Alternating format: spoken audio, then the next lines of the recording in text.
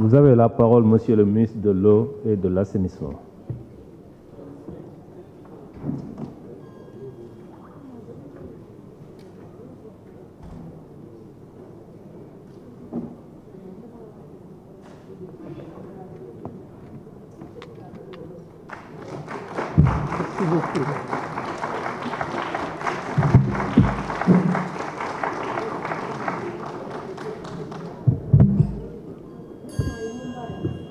Monsieur le Président de l'Assemblée nationale, chers collègues, honorables députés,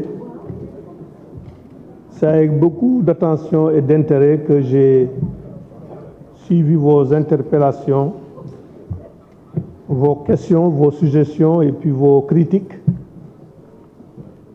parce que c'est toujours utile pour nous d'avoir le ressenti des représentants du peuple que vous êtes et de pouvoir dialoguer avec vous sur des questions qui nous concernent tous.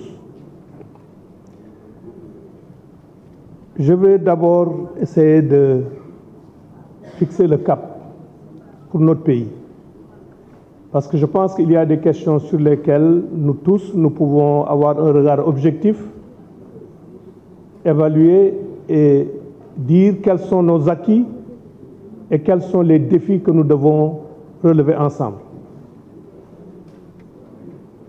En 2003, notre pays, lors de la conférence internationale sur l'eau qui a eu lieu en mars 2023 du moins, aux Nations Unies, a honoré le chef de l'État, le président Macky Sall, d'un prix leadership dans le secteur de l'eau, en mars 2023. Plus récemment, lors de la conférence africaine sur l'assainissement qui s'est tenue en Namibie du 4 au 11 novembre 2023, à la date du 9 novembre, notre pays a été honoré du prix Country Achieving Award dans le domaine de l'assainissement. Je pense que de la même façon que nous nous réjouissons quand nos équipes nationales remportent des trophées, nous devons ensemble, en tant que Sénégalais, nous réjouir lorsque notre pays remporte des trophées dans d'autres secteurs d'activité, comme c'est le cas en 2023 dans le secteur de l'eau et comme c'est le cas en 2023 dans le secteur de l'assainissement. Surtout que, pour l'assainissement, c'est les pays africains qui se sont réunis et qui disent que le Sénégal mérite ce prix. Donc ce sont nos pairs ministres des autres pays qui se sont réunis pour dire que le Sénégal mérite ce prix. Et dans le domaine de l'eau, c'est pareil. Et pourquoi nous avons eu ces résultats-là? C'est le fruit de beaucoup d'investissements, de beaucoup d'efforts qui ont été faits dans ce pays. D'abord, la vision est claire dans le secteur de l'eau, comme dans le secteur de l'assainissement, déclinée dans le plan Sénégal émergent d'abord, et puis après dans la lettre de politique sectorielle pour l'eau et l'assainissement, où notre pays a fait des études prospectives, je l'ai dit, le rapport l'a repris. Jusqu'à présent, on avait des programmes de rattrapage. À un moment donné, on a dit qu'il faut qu'on ait une vision à long terme. Nous avons effectué une étude sur la sécurité de l'eau qui permet de recenser l'ensemble des besoins de tous ordres dans le domaine de l'eau potable, pour l'agriculture, pour les autres services, à l'horizon 2050. Quelles sont les potentialités que nous avons en eau souterraine, en eau de surface, en eau renouvelable pour faire face à ces besoins. Et c'est sur cette base que nous sommes en train de bâtir des plans d'investissement, le plan directeur que nous avons dans l'hydraulique urbaine, dans l'hydraulique rurale, et ainsi de suite. Donc la vision est claire. En même temps, nous avons fait des investissements. Aujourd'hui, si nous disons que le taux d'accès à l'eau en milieu urbain est de 98,7%, c'est une réalité. Le taux d'accès à l'eau en milieu rural est de 96,9%, c'est une réalité. Et je le répète, le taux d'accès à l'eau, ce n'est pas celui qui est privilégié et qu'il peut ouvrir sa chambre à coucher, passer dans ses toilettes et avoir l'accès à l'eau. Il y a un critère au niveau international pour calculer le taux d'accès à l'eau. On dit qu'on a accès à l'eau quand nous avons une quantité raisonnable d'eau sur une distance acceptable. Et il est dit que quand il y a une source d'eau à 1 km au plus, on a accès à l'eau. Maintenant, le reste, c'est un problème de branchement. C'est la volonté du ménage qui va se brancher à l'eau. Deuxièmement, la quantité d'eau raisonnable est estimée à 20 litres par jour et par personne.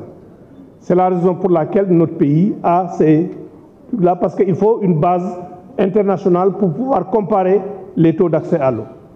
En ce qui concerne l'assainissement, nous ne sommes pas à près de 90%. Nous sommes à 88% à peu près en milieu urbain. Le taux national est de 74% au niveau national.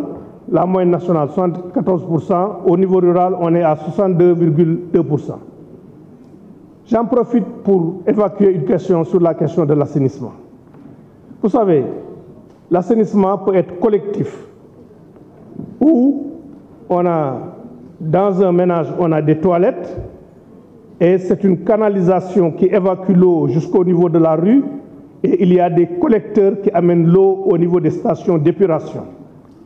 L'assainissement peut être autonome, individuel, où on a des toilettes, on a des fosses septiques, il faut qu'un camion vienne vidanger pour amener l'eau au niveau de la station de traitement.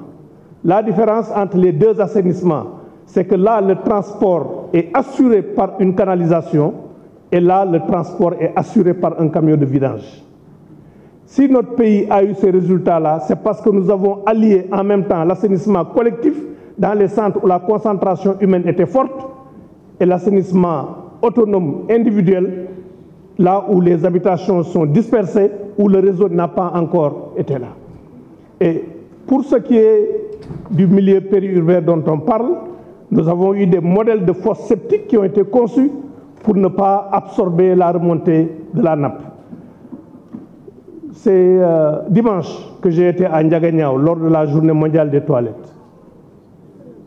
Je vous assure que la famille que j'ai visitée était très contente de dire que l'État leur a permis, par le programme de latrine familiale, d'avoir un assainissement. Et avec les techniciens, nous avons conçu des modèles de fosses septiques qui permettent à une famille de pouvoir rester 10 ans ou 15 ans sans pour autant vidanger la fosse. Parce qu'on a deux fosses septiques. Une première fosse septique qui fonctionne, qui reçoit l'eau, et l'autre est fermée. Maintenant, quand l'autre fosse septique est pleine, la première est pleine, on la ferme et on dérive l'eau sur l'autre. Pendant 3 ans que l'autre va recevoir l'eau, il y a une décomposition des matières organiques qui demain peuvent être utilisées pour l'agriculture. C'est ce type de solution-là que nous avons qui valent la visite. Hier, j'étais à Abidjan, je suis rentré cette nuit. Avant-hier, je suis parti à Abidjan, je suis rentré cette nuit d'Abidjan. Mon collègue ministre de l'assainissement d'Abidjan a tenu à venir me voir dans mon hôtel pour dire que le 29, il envoie ici une mission pour s'inspirer de l'exemple du Sénégal dans le domaine de l'assainissement. C'est ça qui fait que je pense que nous devons essayer d'être quand même fiers de ce que nous faisons dans notre pays en reconnaissant maintenant les gaps qu'il y a et ensemble travailler pour les faire, pour les résoudre. Maintenant, je vais peut-être, compte tenu du rang et de son statut, répondre au président de groupe parlementaire, réagir d'abord à ce que les deux présidents ont eu à dire. Sur le code de l'eau, le président Abdoumbaou a raison. On a un code de l'eau qui date de 81. On était dans une phase de réécriture du code de l'eau, de le réviser. Cette phase est en cours. Nous avons reçu les observations sur le projet de pratiquement de tous les départements ministériels. Nous devons les consolider lundi ou mardi. Mes services m'ont dit que mardi, j'aurai la fiche qui indique les observations de l'ensemble des ministères. Et en ce moment-là, le nouveau code de l'eau, le code de l'eau remanié sera envoyé au secrétariat du gouvernement pour examen au niveau de l'État. La question du chevauchement entre les directions nationales et les entreprises de tutelle que vous avez soulevé aussi, je pense ne se pose pas tellement. Il peut y avoir toujours des conflits qui sont réglés au niveau du ministère, mais ne se pose pas tellement. Parce que la structure du ministère, au niveau ministériel, on s'occupe des études stratégiques, de la vision, des orientations. Les structures opérationnelles s'occupent de la mise en œuvre des projets et des programmes. Donc aujourd'hui, la direction de l'hydraulique n'exécute pas tellement de projets, elle s'occupe des études, c'est la SONES qui s'occupe, la SONES et l'OFOR qui s'occupent de réaliser les travaux. Voilà à peu près, c'est la raison pour laquelle d'ailleurs, vous voyez que dans le budget du ministère, 91% c'est l'investissement, parce qu'au niveau du cabinet et des structures nationales, on n'absorbe pas beaucoup de crédits. Sur le Conseil supérieur de l'eau, vous avez raison, je pense que c'est la lourdeur de son fonctionnement qui fait qu'il ne s'est pas réuni. Cette question sera traitée dans le nouveau code de l'eau. Sur la réforme de l'assainissement, nous n'avons pas pris de décision. Nous sommes en train de faire des études. Cette réforme ne sera adoptée que si les études montrent qu'il y a une viabilité sociale, une viabilité économique, une viabilité financière, autant au niveau de l'ONAS que des structures privées qui vont gérer ce volet assainissement-là. Mais en réalité, à date en tout cas, parce que vous avez une crainte que le secteur privé ne prenne en charge cette réforme-là, si jamais il y a introduction du secteur privé. En tout cas, à date, pour ce qui est de l'assainissement des bouts de vidange, parce que nous avons des stations de traitement des bouts de vidange qui ont fait l'objet de délégations de services publics. L'ensemble de ces stations de bouts de vidange sont aujourd'hui gérées exclusivement par des sociétés sénégalaises.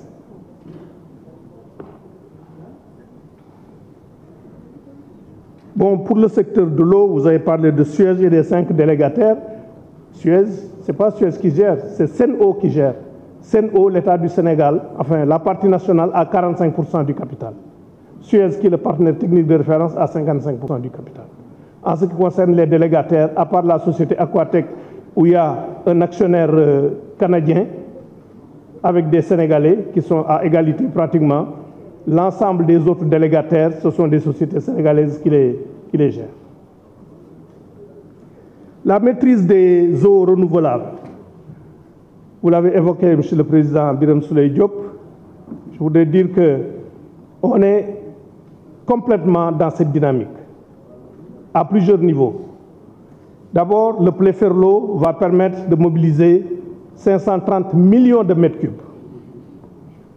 Le Pléferlo, en principe, c'est une question de semaines ou de mois. Le dossier est au niveau de la Chine qui assure le financement, de Exim Bank Chine qui assure le financement, mais tout est terminé, normalement. 530 millions de mètres cubes. Le Nanija Bolon, qui va impacter Koungheul et dans une deuxième phase va impacter Koumpentoum, a démarré.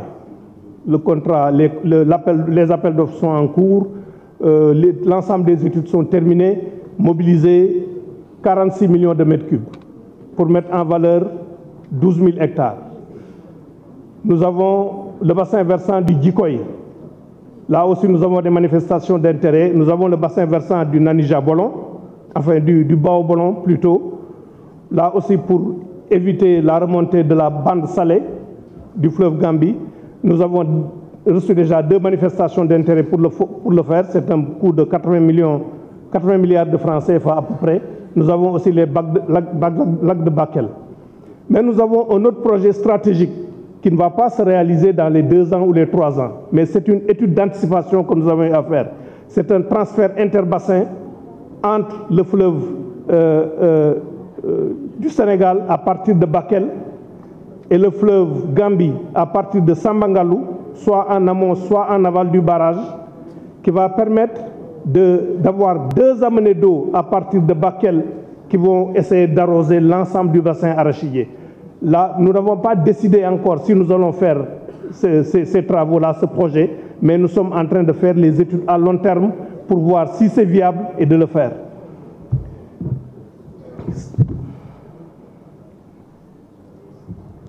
Le barrage de Gourbassi est sur la Falémé.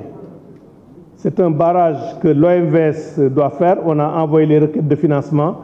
Mais ce n'est pas un barrage hydroélectrique. C'est un barrage de régularisation des eaux du fleuve qui permettra de réguler les eaux du fleuve Sénégal plutôt. et le barrage de Sambangalou est en même temps un barrage de régularisation des eaux du fleuve Gambie, mais en même temps un barrage qui va nous permettre de produire 128 MW d'énergie électrique. J'y étais la semaine dernière quand on était à Kédougou, visiter le chantier qui avance. C'est un barrage que nous faisons dans le cadre de l'OMVG qui va permettre là aussi de mettre en valeur 90 000 hectares de terre, dont les 40 000 pour le Sénégal. Et sur la production d'énergie électrique, sur les 100%, les 40% reviennent au Sénégal. Les travaux sont en cours actuellement. Sur le quota du canal du Cayor dont vous avez parlé, les 26 mètres cubes secondes, on n'a pas eu le canal du Cayor, mais entre-temps, au niveau de la commission permanente des eaux de l'OMVS, le Sénégal avait obtenu une autorisation, je crois, de 21 mètres cubes secondes. De 21 mètres cubes secondes, que nous avons utilisé en partie pour faire KMS 3. Et pour faire le Préferlo, on a eu une autorisation de la commission permanente des eaux de l'OMVS qui a autorisé 16 mètres cubes secondes à peu près. Donc c'est avec ça que nous allons faire le Préferlo. Sur le dessalement société étrangère, Sambangalou et tout ça, je voudrais seulement dire qu'il ne faut pas voir seulement l'attributaire du marché et dire que l'ensemble des ressources du marché sont pour des sociétés étrangères. Je prends seulement l'exemple de Sambangalou. 400 millions d'euros, 262 milliards de francs CFA. La partie génie civil, c'est 289 millions d'euros. Sur le barrage de Sambangalou, nous avons dit que le contenu local doit être de 30% minimum. À date, j'ai tous les contrats qui ont été signés avec des sous-traitants sénégalais. C'est 30 et quelques %. Les contrats qui sont en cours de signature, négociés déjà, sécurisés, portent la part nationale à 40% à peu près. Voilà. Et c'est la même chose aussi pour les autres structures. Il y a l'entreprise qui gagne. Il y a maintenant que cette entreprise-là fait travail, on donne un contenu local à cela, aussi bien en termes d'emploi que tout le reste. Donc je voudrais vous rassurer sur ça. Maintenant, le président Abdoumbaou, vous avez raison sur la réforme. La réforme est bonne. Je pense que de façon stratégique, on a eu à gérer les forages avec des associations communautaires, mais ces associations-là ne peuvent pas, quand on gérait le forage qui servait un village, dëkk bi lu mat juróomi téeméeri nit wala junniy nit ñoo fa nekk dëkk yi di màgg léegi communes yi di nekk ay fukki junniy nit ëllëg ñuy nekk ay ñaar fukki junniy nit wala dara xam nga duñ ko mën a gérer de la même façon. Donc il faut professionnaliser gestion bi ci loolu la ñu nekk léegi nag dafa mu nekk dafay am ay jafe-jafe bien sûr ay jafe-jafe yoo xam ne yi ci entreprise bi la ay jafe-jafe yoo xam ne yi tamit ci ay intérêts yoo xam ne yi amoon na à la base ñu leen di combattre ak aussi ay ñoo xam ne ñii aussi dañuy yàq parce que mbirum carburant bi manqué ci forage yi aussi mën na ci wax lu bare parce que soo jëlee ay am na ñoo xam ne ñi jub nañu bien sûr ñoo ëpp mais am na ñoo xam ne ñi soo jëlee 50 litres carburant jox leen ko pour ñu def ci forage bi xëy na dana am 10 litres wala 20 litres ci wàññeeku wala dara noonu yëpp yooyu yëpp mi ngi ci biir kenn mën la wax yëpp daal waaye daal mbir yi daal dafa doy waar voilà yooyu yëpp mi ngi ci biir loolu yëpp nag kenn mënu koo teg ci kiw réforme non parce que xam nga les villages sont éloignés soo joxee ni ku yore bële benn forage fële di ko def donc yooyu yëpp mi ngi ci biir moo tax le programme qu'on a aujourd'hui par exemple dans la région de Tambacounda dañu am programme solarisation pour solariser les forages. En ce moment-là, le risque bi ñuy am ci utiliser carburant bi dana wàññeeku bu baax a baax ci loolu la ñu nekk ci mbirum réforme bi mais la réforme moom est bonne dans son principe. Maintenant bi ñu defee rapport bi li ñu wax mooy que war nañoo dugal collectivités locales yi ci biir donc on est en train de travailler avec le FONSIS ñu ngi liggéey ak FONSIS pour seet si nous gérons ndox mi fenn est-ce que maintenant les collectivités territoriales du ñu ñëw maintenant bokk ci capitalu société yi nga xam ne ñoom ñooy gérer ndox mi là c'est une direction bu ñuy jël ci réforme bi pour que mu am une meilleure appropriation réforme bi pour nit ñi yëg seen bopp loolu la ñu bëgg daal ñu ngi ciy liggéey jox nañu FONSIS benn mandat pour ñu liggéey ci loolu. Maintenant li ma wax naa sànq donc li nga xam ne suñu réew bàkk nañ ko kañ nañ ko ci loo xam ne lii jógewul ci ñun liggéey bi yëpp matul liggéey bi dana continuer di am parce que askan wi dafay continuer di yokk li ñu soxla ci ndox li ñu soxla ci assainissement day continuer di am waaye dama bëgg ñun Sénégal de la même façon su fekkee ne dem nañu defi sport defi football wala dara gagner coupe d'Afrique wala avancer ci coupe du monde nit ñi ni ñuy kontaanee ni ñuy kañe seen dëkk ni ñuy tiitaroo seen dëkk ñu tiitaroo ko tamit ci yeneen secteur su fekkee ne àddina bi ak wala Afrique kañ na suñu réew ren jii ci 2023 ñaari yoon kañ nañu Sénégal mars 2023 conférence internationale des Nations Unies sur l'eau ñu jël benn raaya jox ko président Macky Sall leadership taxawaayam ci mbirum ndox mi kenn laaju ko moom sax xamul woon ne dana ko am parce que demul woon ci daje bi man maa recevoir prix bi xëy na su yëgoon avant ne dañ ko koy jox xëy na même dana dem ci conférence mais demu ci weer wii mois de novembre 2023 fële ci Namibie mu am conférence bu mag bu réewu Afrique yépp séq ci mbirum assainissement juróom ñeenti fan ci conférence boo xam ne bii ñeenti fan la commencé dem ba fukki fan ak benn man demuma woon ministre de l'assainissement parce que xaw ma woon sax ne ñi ngi préparé raaya pour Sénégal prix le 9 ñu jël raaya encore jox Sénégal ci liggéey bi nga xam ne def na ko ci mbirum assainissement mais loolu pour Sénégal yépp la prix boobu ñu ma jox ma def ko sama bureau su ma fay jógee dama ko fay bàyyi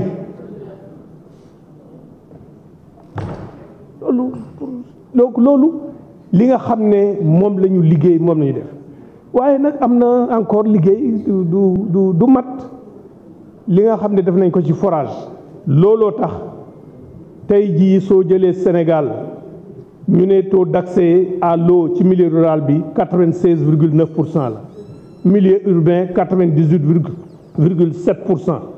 loolu li ko indi mooy investissement yi ñu def ak en même temps extension réseau yi ñu def et tous les jours ñi ngi def ay extension de réseau ci mbirum assainissement eaux usées démb ci réunion bële ma dem Abidjan ci laa dégg ne ay réew yu mag yoo xam ne ñi ngi Afrique de l'Ouest nekk ak ñoom xam nga soo nekkee ministre doo bëgg di wax turu réew seen capitale amul benn station de traitement d'eau usée je n'ai jamais imaginé ça mosuma xalaat ne benn capitale dana am bañ a am station de traitement d'eau usée li ñuy traité yépp dañ koy sànni ci géej gi wala ci dex yi am wala dara donc c'est en ce moment-là que j'ai compris ñoom pourquoi ñuy kañ Sénégal ci li nga xam ne liggéey na ko loolu la ñu def ci assainissement mu génn maintenant Dakar ñu def programme des 10 villes ay villes yoo xam ne mësul am assainissement ay Matam ay Tambacounda ñu dem fa bien sûr 5 quartiers la ñu def